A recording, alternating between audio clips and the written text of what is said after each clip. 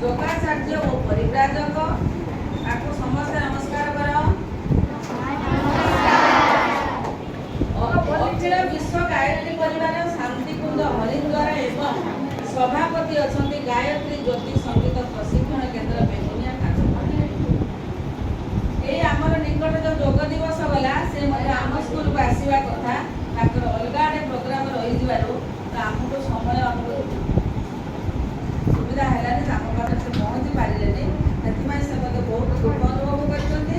ଆଜି ଆମକୁ 9 ଜଣ ମଧ୍ୟ ସେ ଆମ ପାଖରେ ପହଞ୍ଚିଛନ୍ତି।